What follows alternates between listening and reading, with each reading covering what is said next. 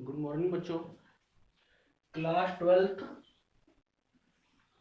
में हम लोगों ने इससे पहले वाले लेक्चर में बात की थी परावैद्युत पदार्थ और परावैद्युतांक की। अब जो हमें चर्चा करनी है, अगर आप टॉपिक में देखेंगे, टॉपिक में पहले लेक्चर में टॉपिक आपको बताया गया है, और जो लोग लेट जुड़ रहे हैं वो लोग वीके क्लासेस सर्च करके पीछे वाले वीडियो देख लें। चलिए, जो अगली टॉपिक हमारी है वो है गुरुत्वाकर्षण बल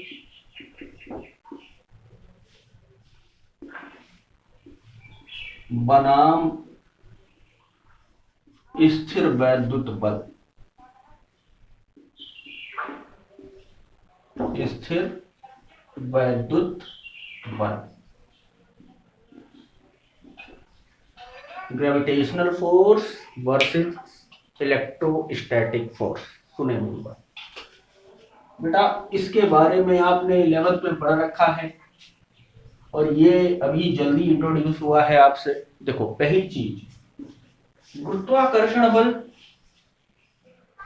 दो द्रव्यमानों के मध्य काम करता है। याद करें 11th, दो M1 M2 द्रव्यमान के दो पिंड R दूरी पर एक दूसरे से रखे हुए हैं। आप कहते थे यह बराबर होगा कैपिटल G M1 M2 अपान R²। तो जो पहला पॉइंट बनेगा वो ये, एक तरफ गुरुत्वाकर्षण बल और दूसरी तरफ स्थिर वैद्युत बल।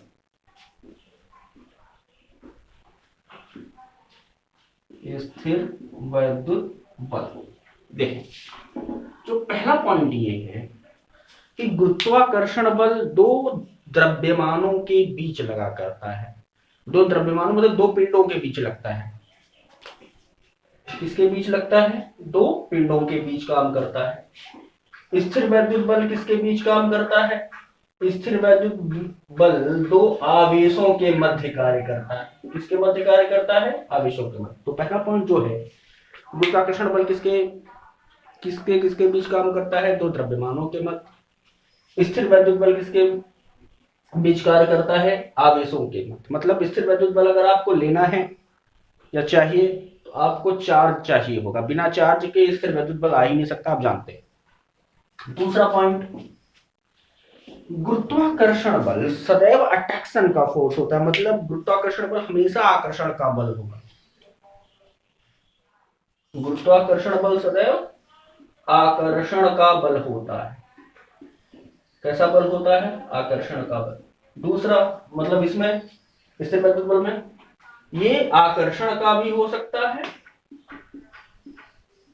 और प्रतिकर्षण का भी हो सकता है। ये डिपेंड करेगा कि चार्ज कौन सा। याद करिए, समान आवेश एक दूसरे को प्रतिकर्षित करते हैं, विपरीत आवेश एक दूसरे को आकर्षित करते हैं। अब जो तीसरा पॉइंट है, इसके लिए डेरिवेशन देखनी पड़ेगी। पहले इसको देख लो, तीसरा पॉइंट क्या है बेटा। स्थिर वैद्युत बल हमेशा गुरुत्वाकर्षण बल की तुलना में ज्यादा पावरफुल होता है, अधिक पावरफुल होता है। मतलब स्थिर वैद्युत बल, जो तीसरा पॉइंट है, कुछ इस तरह से आप बनाएंगे कि स्थिर वैद्युत बल आकर्षण और गुरुत्वाकर्षण बल की तुलना में अधिक शक्तिशाली होता है। एग्जाम्पल, जैसे ये डेरिवेशन है पूरा। एग्जाम्पल, अब इलेक्ट्रॉन ले लो। चलो अच्छा, हम इलेक्ट्रॉन लेते हैं।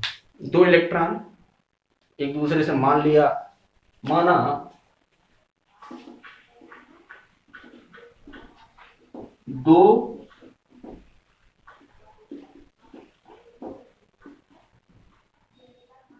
इलेक्ट्रॉन है जिनके मध्य की दूरी कितनी है? मान लो 1 मीटर है। मध्य की दूरी कितनी? 1 मीटर। सुनो, करने क्या वाले हो आप, ये प्रूफ करने वाले हो। देखो, इलेक्ट्रॉन का कुछ द्रव्यमान होगा, इनके बीच कितना गुरुत्वाकर्षण बल लगा ये निकाल लेंगे।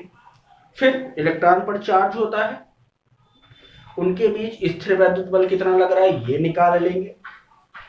फिर उसके बाद तुलना करा के देखेंगे कि कौन अधिक पावरफुल है। अधिक पावरफुल कौन मिलेगा?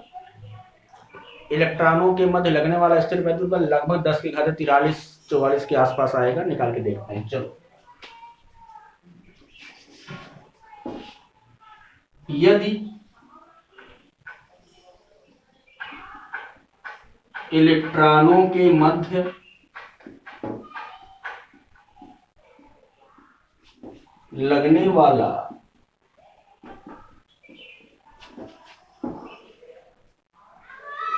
प्रतिकर्षण योग, दो इलेक्ट्रॉन है, माइनस माइनस चार्ज प्रतिकर्षित करेंगे। प्रतिकर्षण बल, अच्छा पहले वाला गुरुत्वाकर्षण बल, पहले गुरुत्वाकर्षण निकालो फिर उसके बाद देखते हैं उसको। गुरुत्वाकर्षण बल एफ जी हो तो क्या हो? F G. चलो आओ, एफ जी बराबर capital G m1 m2 upon r square. चलो और निकालो एफ जी। कैपिटल जी की value 6.67 into 10 to the power -11। Electron का द्रव्यमान 9.1 गुणे 10 के घाते -31, तो 9.1 गुणे 10 के घाते -31 अपान आर स्क्वायर। आर स्क्वायर मतलब एक का स्क्वायर, एक का स्क्वायर, एक का स्क्वायर मीन्स एक का स्क्वायर। चलो और इसको सॉल्व करो। 6.67 इंटू 9.1 इंटू 9.1 इंटू 10 के घाते -31, 10 के घाते -31, 10 के घाते -62, 10 के घाते -62 अपान 10 के घाते -11 मतलब 10 के घाते -73। इसको सॉल्व करिए, देखिए कितना आता है।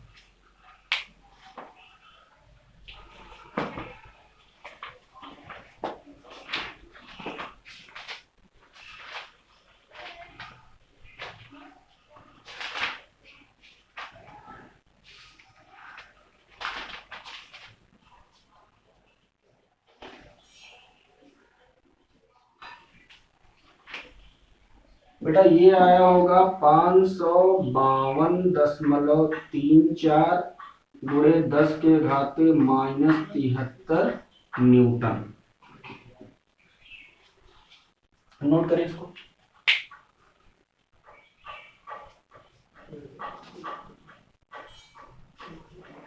चलो जब जी आ गया, इसको समीकरण नंबर 1 कर लीजिए।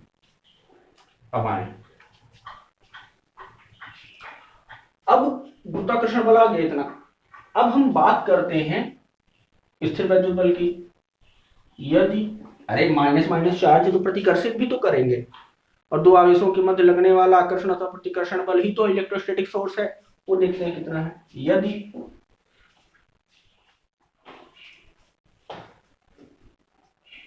इलेक्ट्रॉनों के मध्य लगने वाला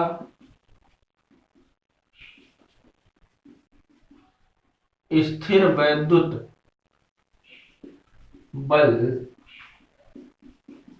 एफ ई हो तो, चलो कूलॉम का नियम, एफ ई बराबर 1/4 pi epsilon naught Q1 Q2 upon r square.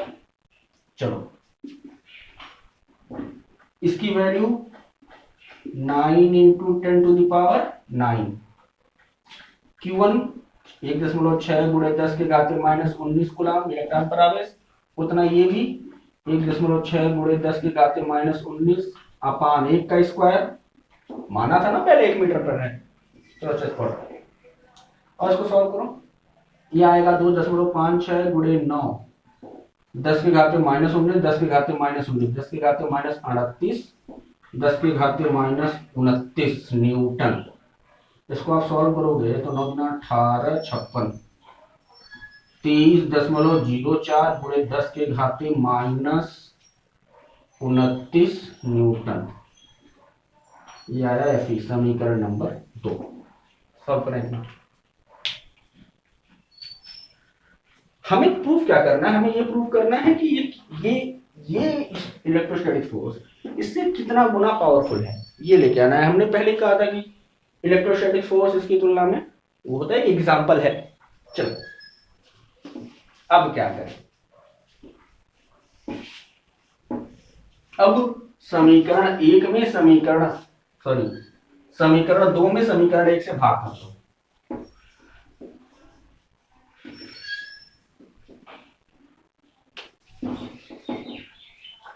समीकरण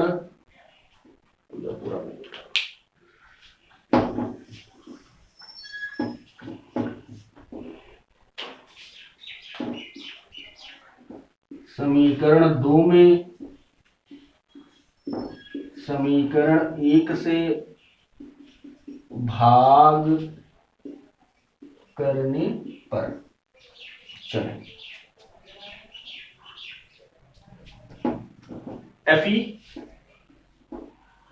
अपान Fg इज इक्वल टू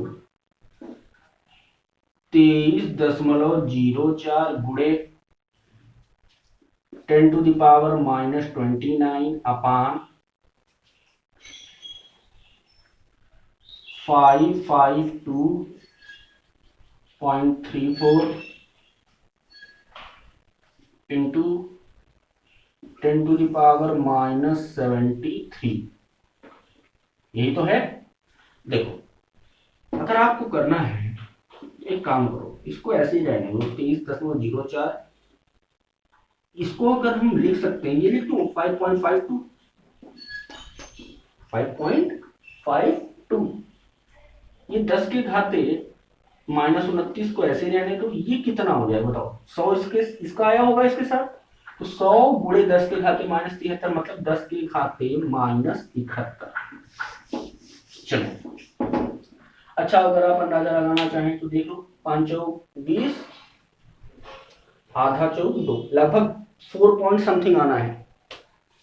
4.1 गुणे, ये ऊपर जाएगा 10 के घाते 42 Fe अपान Fg। अगर देखो इसका कोटि मान अगर लिखना है 3.6 से वैल्यू ज्यादा है, जब 3.6 से वैल्यू ज्यादा है तो 10 की घात एक बढ़ा के लिखें, Fe अपान Fg। तो यहां से निकल के आएगा 10⁻43 इंटू Fg। तो यहां से जो रिजल्ट है वो क्या है, रिजल्ट ये निकल के आएगा कि इलेक्ट्रॉनों के मध्य लगने वाला स्थिर वैद्युत बल इलेक्ट्रॉनों के मध्य लगने वाले गुरुत्वाकर्षण बल से 10 के घाते 43 गुना अधिक शक्तिशाली होता है। 10 के घाते 43 गुना अधिक शक्तिशाली होता है। अगर आपको एग्जाम्पल, अगर आप होमवर्क चाहते हैं या घर के लिए कुछ करना चाहते हैं तो इसी तरह से आप और भी निकाल सकते हैं। आप प्रोटॉन प्रोटॉन के बीच निकाल लीजिएगा, प्रोटॉन अल्फा के बीच निकाल लीजिएगा, अल्फा अल्फा के बीच निकाल लीजिएगा। रब पे अगर आप इसकी प्रैक्टिस करेंगे, चाहिए क्या, प्रोटॉन पे आवेश पता है, प्रोटॉन का द्रव्यमान आवेश दोनों पता है। यहाँ प्रोटॉन और अल्फा के बीच का आवेश और द्रव्यमान आपको दोनों पता है। मान लेना दूरी कुछ है, एक बार गुरुत्वाकर्षण बल निकालना, एक बार स्थिर वैद्युत बल निकालना, करके देखना, ये तीनों करके देखिएगा। अच्छा एक बात बताओ, क्या न्यूट्रॉन न्यूट्रॉन के बीच दोनों की वैल्यू निकाली जा सकती है क्या? न्यूट्रॉन न्यूट्रॉन के बीच केवल गुरुत्वाकर्षण बल निकलेगा, स्थिर वैद्युत बल नहीं निकलेगा। अगर मैं आंसर मतलब पूछूं क्यों, तो रीजन क्या होगा, क्योंकि न्यूट्रॉन पे कौन सा चार्ज होता है, विद्युत उदासीन होता है, न्यूट्रल होता है। जब विद्युत उदासीन है तो स्थिर वैद्युत बल लगेगा कहां से, तो ये जान लो। ये जो कंपैरिजन करिएगा, जो भी पार्टिकल आप लीजिएगा, वो आप ध्यान रहे कि वो आवेशित हो, उसका द्रव्यमान आपको पता हो। करिए।